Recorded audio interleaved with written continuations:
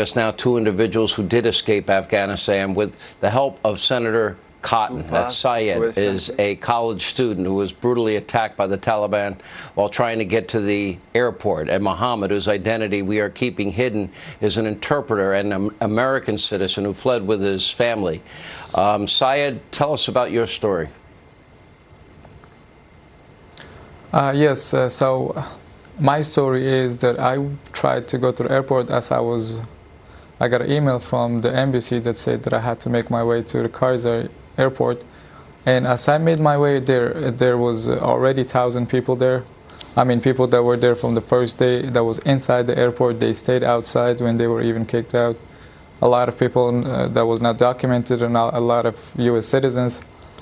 But we had gate passes and everything. We went through the gates. We went to the gates. We went through the crowd and went to the gates. But then the Taliban, and there was 3 gates. So first we tried the the Afghan army gate. They looked at our passports. They looked at our citizenship and gate pass. They still wouldn't let us in, even though we had gate passes. They would hit us with the back of a machine gun. They would hit us with some stones and everything.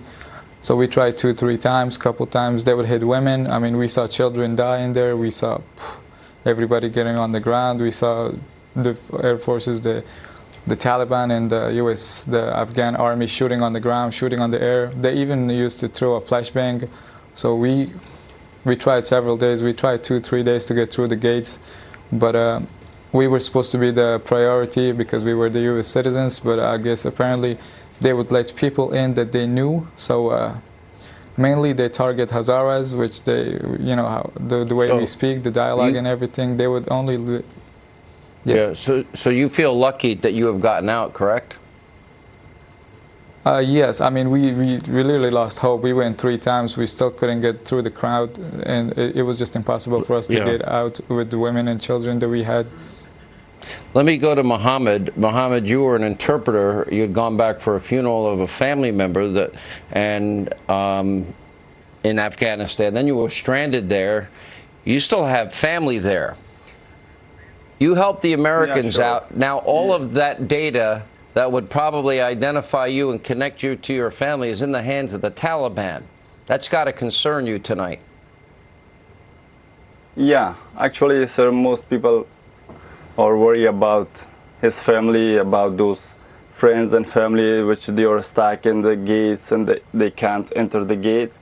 Yeah, we really worry about our family, and my relatives are still waiting to enter the gates with complete documents, but most people are waiting and try to enter the gate without any documents. That's why they make problem for everyone. Yeah, and the odds are getting less every hour, as I'm sure you're aware, and which I feel terrible for. Syed, thank you. Mohammed, thank you for sharing your stories. One of the reasons both these gentlemen got out safely is because of Arkansas Senator Tom Cotton. He helped get both Mohammed and Syed out of Afghanistan. Senator, Joe Biden's taken a whopping, I think, 5 questions throughout all of this. He's never answered why didn't he act in May, June, and July as the Taliban was taking huge geographical areas within Afghanistan. He hasn't explained why he's sticking to this August 31st deadline, and why doesn't our military stay till every American is out of there, and why he trusts the Taliban, because I don't particularly trust them, Senator, and I don't think you do either. No, Sean, I don't. I think Joe Biden hasn't explained those things is because they're all inexplicable. I'm very glad that we could have played a small part in helping Syed and Mohammed and their families get back to the United States. Couldn't be prouder of all the young men and women on my team who have been pitching in around the clock for the last 2 weeks to help all of our fellow citizens.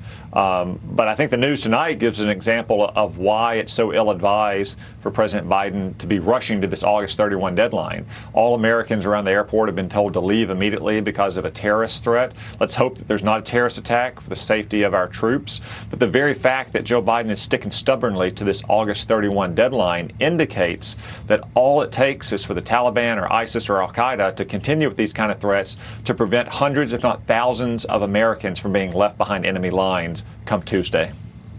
You know, first of all, Senator, I want to, on behalf of so many, I know you helped a lot of people. I mean, in the hundreds, and you've been active and pretty much around the clock with this. Senator, we're pulling out. Our military is coming home. We're told by everybody there, and my sources told me tonight that what Joe Biden and Jen Psaki are saying publicly is not what is in the intelligence, that they are spinning it in a way that is inaccurate. Has that been your belief? Is that what you're hearing? Sean, I've heard the same thing. In fact, I heard just today from a senior CIA officer who's appalled at what's happened over the last couple of weeks there, and what's happening not just with our own citizens and green card holders, but also with the Afghans who risked their lives to serve alongside of us, and that Joe Biden knew, or certainly should have known, that this kind of ill-advised, ill-planned, chaotic withdrawal would lead to the collapse of the Afghan army when he pulled out all the support, for example, for the Afghan Air Force, and he did so in the middle of the fighting season. Again, you can disagree about the decision to withdraw our troops from Afghanistan. Reasonable people have different viewpoints on that, but the way Joe Biden executed that decision has practically ensured that hundreds, if not thousands, of Americans could be left May, behind Taliban lines. June, July. Yeah. Senator, do you believe we're actually going to leave American citizens behind and abandon them behind enemy lines? Is that where we're headed? I mean, Sean, it certainly seems like that. Today, Tony Blinken said there's only 1,500 American citizens left. That's much lower than the administration has been saying. In fact, 2 hours earlier, his aides were briefing congressional staff and said 4,100 Americans were in Afghanistan. I don't think they got 2,600 Americans out in 2 hours. I think they're spinning these numbers, and come Tuesday night, when there are hundreds or thousands of Americans left, they're going to say, well, they didn't want to leave. They wanted to stay there. I guess that's their decision. Too bad for them, and we're out of here. Because I think Joe Biden knows that there are going to be Americans there, and he once again is not taking responsibility for his disastrous miscalculation. Senator, I know you and many other senators, Republican and Democrat, and congressmen, Republican and Democrat, have gone way above and beyond to help our fellow Americans out. I think each and every one of you. Thank you.